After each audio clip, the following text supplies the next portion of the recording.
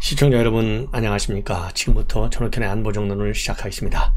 우리 시청자 여러분들께서요, 제 방송 젊은 분들에게 많이 구독을 권유해 주십사 거듭 부탁을 드립니다. 오늘 또 말이죠, 김정숙 여사의 이 옷값, 그 다음에 이제 여러가지 사치품들 있잖아요. 반지라든가 핸드백이라든가 등등 이 논란이 계속되고 있어요. 그러다 보니까 지금 이거는 이제 조선일보에서 보도를 하고 있는 내용인데요.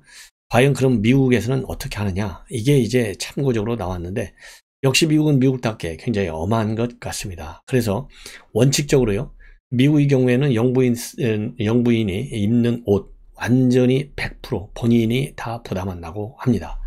자, 그리고요, 이 선물로 대신에 받은 옷들은 반드시 신고를 하고 나중에 국가기록청에 반납을 한다고 합니다. 그래서 말하자면 우리 국민들이, 아니면 미국 시민들이 다 볼 수 있도록 그렇게 하고요. 그리고 더 엄한 것은 뭐냐, 그러니까 백악관에서 이제 식사를 할 거 아니에요. 그런데 공식 행사가 아닌, 그야말로 순수하게 공무 행사가 아닌 일반 식사는요, 반드시 사적인 비용으로 밥을 먹어야 된다. 그러니까 굉장히 엄한 것 같습니다. 자, 그래서요, 이걸 보면 이번에 우리 김정숙 여사의 여러 가지 이런 구설 정말 배워야 될 것 같고요.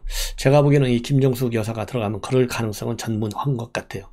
왜냐하면 김정숙 여사 입장에서 보면 김혜경 이 법카 정말 따갑도록 우리 국민들이 얼마나 비판하는지 다 알잖아요. 그리고 이렇게 이제 미국 같은 경우 밥값까지도 개인 돈으로 지금 먹는다 이렇게 나와 있잖아요.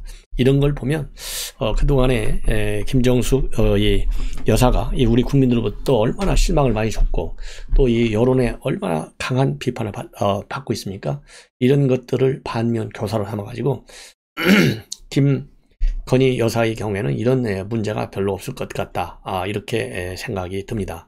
그리고 참고적으로 말이죠, 유명 디자이너들의 경우에는 당연히 이제 자기 상표를 이런 뭐라 그럴까요, 그 옷 이런 것들을, 의상을 홍보해야 되기 때문에 이제 선물로 주는 경우가 미국도 좀 있다고 그래요.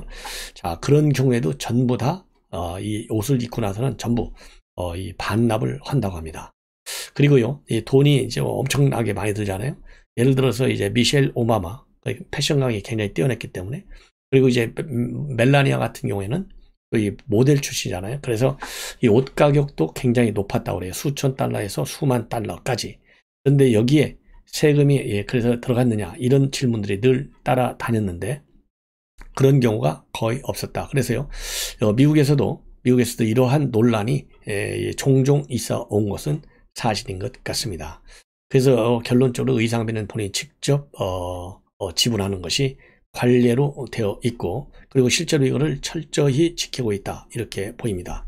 그리고요, 유명 디자이너들의 의상의 경우에는 종종 소매 가격보다도 훨씬 싼 가격에 팔렸다고 그래요. 그 할인된 가격에, 그러니까 퍼스트 레이디들이 살 수 있는 것이죠. 자, 그런데 너무나 싼 가격으로 사면 대가성 뇌물로 간주되기 때문에 백악관이 법률가들은 윤리 규정에 굉장히 신경을 쓰고 있다라고 할 정도로 조심하고 있다는 거죠. 그래서 이 공적인 의미가, 즉 해외 국빈 방문과 같이 역사적으로 또 이 공적으로 의미가 있는 행사에서 입는 옷은 디자이너가 미국 정부에 주는 선물로 간주해서 받긴 받는데요, 나중에 미국의 국립기록관리청에 보내고 있다, 이렇게 지금 알려지고 있습니다. 그리고요, 이 퍼스트 레이디를 또 통상적으로 의상비 때문에 많은 고민을 해왔고요. 특히 힐러리 클린턴 같은 경우에는 93년도에 빌 클린턴 취임식 때 입었던 의상이 5만 달러였다고 합니다. 그래서 취임 준비위원회에서 1만 달러를 냈고, 나중에 클린턴과 그리고 대통령 취임 준비의 이름으로 스미소니언 뮤지엄에 기증이 됐다고 합니다. 그리고 참고적으로요, 이 김정숙 여사같이 미국에서 좀 논란을 많이 일으킨 대통령 부인은요, 레이건 부인했던 낸시 레이건이라고 합니다. 종종 옷값을 지불하지도 않고, 또 선물로 받은 옷도 정확히 신고를 하지 않아서 원성을 샀다, 이런 보도가 나오고 있고, 그리고요, 또 뭐라 그러죠, 논란을 많이 일으켰던 부인은 에이브램 링컨의 부인인 메리 토드 링컨인데, 이분은 남편이 모르게 말이요, 27,000달러짜리 한 현재 달러 가치로 치면 한 70만 달러에 달하는 의상비를 마련하려고 공화당 유력 정치인들에게 돈을 빌렸다고 합니다. 그러고서도 돈이 모자라가지고 백악관 잔디밭에서 걸음을 만들어서 팔까 하는 생각까지 했다는 겁니다. 예. 자, 그래서 이 미국에서도요, 이 퍼스트레이더의 옷값이 종종 많은 논란을 야기한 사례도 있다고 합니다. 자, 그래서 이거는요, 기본적으로 양식에 관한 문제이고, 특히 이제 미국 같은 경우는 엄한 그 법 집행 국가 아니겠습니까? 그런 게 따라서 우리 한국보다는 훨씬 더 나을 것 같은데, 자, 미국의 사례를 이번 윤석열 정부가 들었으면 벤치마킹을 해가지고요, 제도화 시킬 것은 제도화 시키고, 또 이제 관행적으로 정착시킬 것은 정착시켜서, 김건희 여사가 말하자면 집무실도 이전하고 관저도 이제 사실상 옮겨가지 않았습니까? 모든 것을 제로 베이스에서 새로운 관행, 그리고 새로운 뭐라 그럴까요? 이 백악 그러니까 윤석열 당선인이 지금 집무실을 옮기고 지금 용산 공원 안에 관저도 지으려고 하잖아요. 모든 하나의 FM적 모델을 만들어 나가면 굉장히 좋지 않을까, 이런 생각이 들어요. 그리고 지금 청와대는요, 지금 청원까지 올라와 있어요. 이 청원 내용을 보면 지금 한 4만 명 가까이 청원인이 된 것 같습니다. 그 정도로 굉장히 높고, 그 다음에는요, 시민단체에서 이 고발 조치까지 했어요. 서민민생대책위원회가 25일 날 또 고발 조치했습니다. 그리고 참고적으로 지금 국회의원들에게도 이제 질문이 많이 오겠죠. 근데 이제 정미경 최고위원이죠. 정미경 최고위원도 오늘 최고위 회의에서요, 한마디로 얘기해서 이거 청와대가 국가기밀이라고 들이대는 바람에 공개하지 않는 이유로 이게 오히려 일이 더 커진 것 아니냐. 따라서 임기가 종료되면 국가기밀이라고 했으니까 국가가 아니냐. 그래서 이거 이 김정수 여사가 사들인 장신구, 옷, 핸드백 모든 것을 반납하라, 이렇게 주장을 했습니다. 특히 말이죠, 이 김정수 여사의 브로치 2억 원이 넘는 건지, 짝퉁은 2만 원이 난데 옷값이 국가기밀이냐.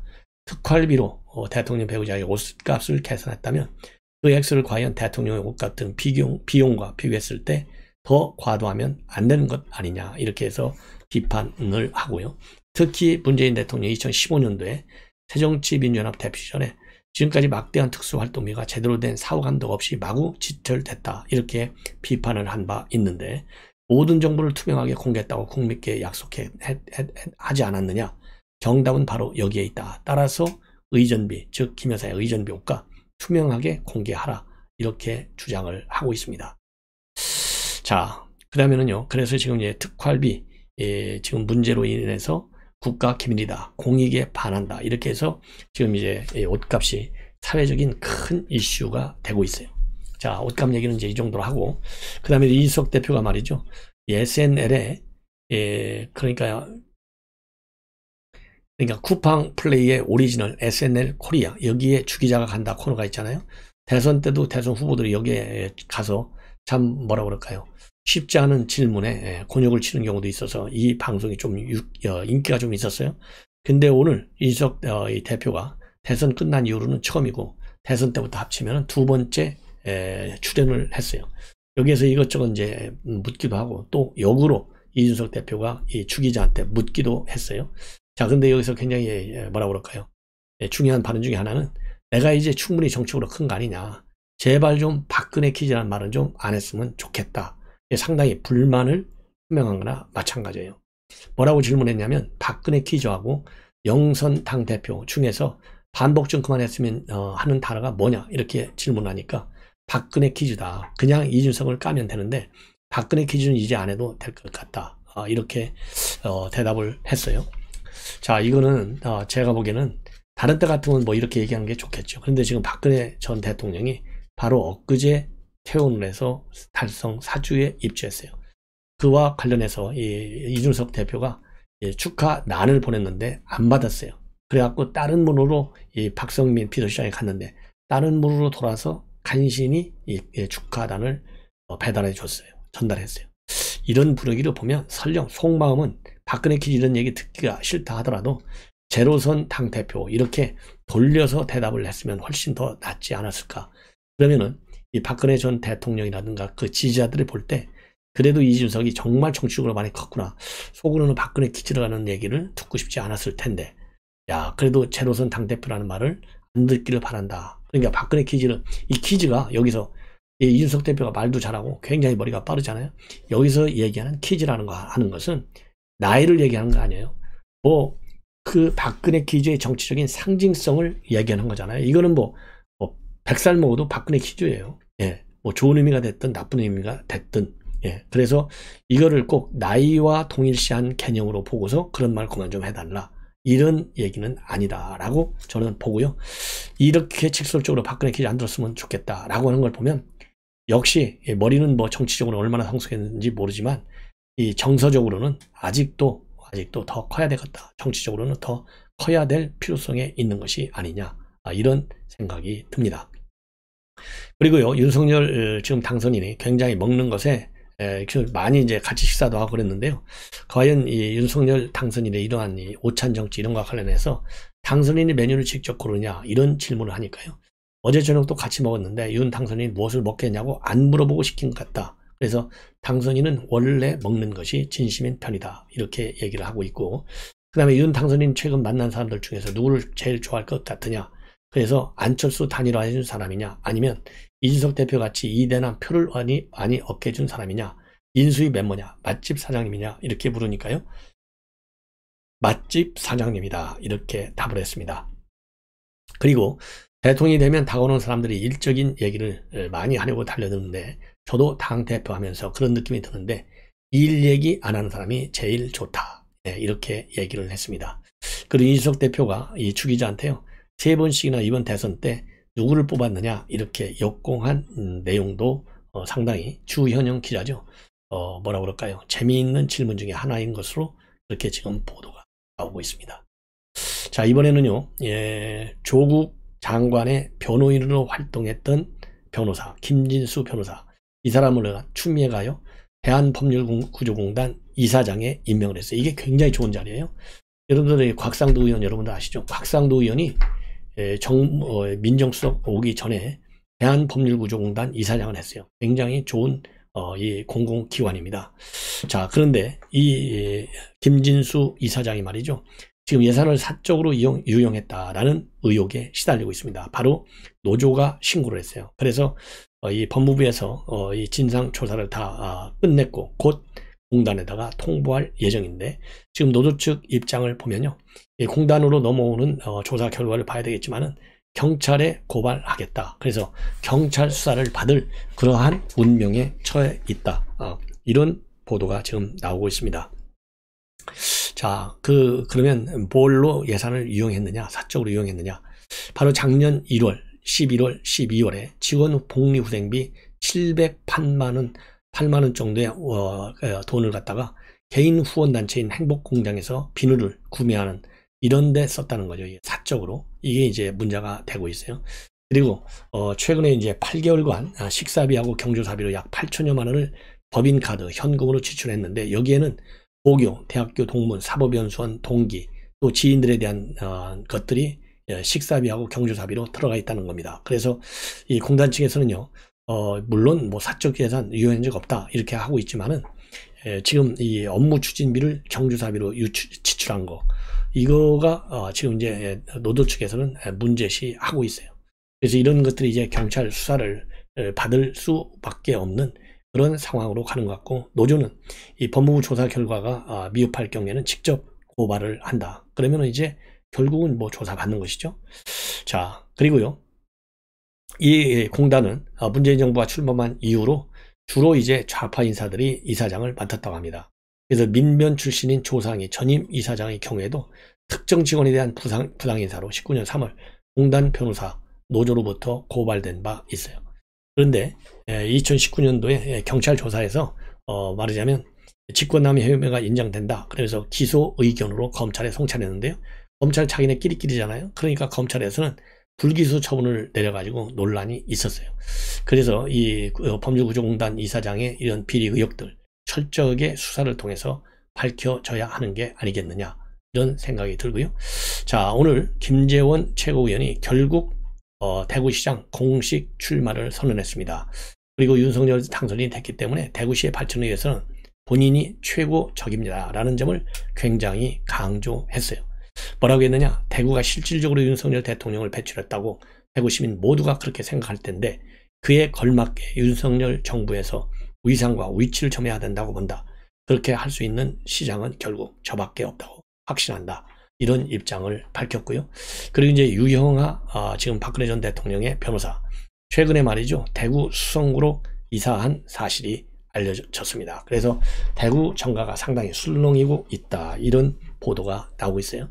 자, 이 얘기는 결국 이 박근혜 전 대통령의 변호사 유형아 변호사도 이번에 출마하겠다는 꿈이 확실한 것 같아요. 지난번에 이 달성 입주할 적에도 이 박근혜 대통령이 뭐라 했냐면, 자기가 못한 꿈, 이루어지지 않은 게 있는데 그 꿈 이제 다른 사람들의 몫이라고 생각한다면서 좋은 인재들이 고향인 대구의 도약을 이루고 더 나가서 대한민국 발전에 기여할 수 있도록 작은 힘이나마 보태려고 한다, 이 얘기를 했거든요. 이 얘기하고 그 다음에 수성구로 이사한 거 하면 딱 맞아떨어져요. 결국은 이 출마는 자기가 결정한다, 이렇게 얘기를 했지 않습니까? 그리고 솔직히 출마하고 싶다라는 얘기까지 했어요. 그래서 유영아 이 변호사의 대구시장 출마는 기정사실인 것 같습니다. 그래서요, 대구시장 선거가 제가 보기에는요, 이번 지방선거와 관련해서 가장 뜨거운 격전지가 되지 않을까 하는 생각이 들어요. 현재까지 지금 대구시장 출마를 선언한 사람은 현 시장인 권영진, 그 다음에 홍준표, 김재원, 그 다음에 전 MBC, 대전 MBC 사장이었던 이진숙, 그 다음에 정상환 변호사, 권영범 전 대구 경북벤처기업 협회장, 그리고 유영아. 그러니까요, 한 거의 10명 가까이 나오는 것 같아요. 뜨거운 시장 선거가 되고 있다, 이렇게 봅니다. 잠시 후에는요, 윤석열 당선인과 문재인 대통령과의 저녁 만찬 회동이 끝날 것 같아요. 왜냐면 벌써 3시간이 다 돼가거든요. 그래서 이 만찬 내용이 나오면 바로 여러분들께 보도해 드리겠습니다. 많은 시청을 부탁드립니다. 감사합니다.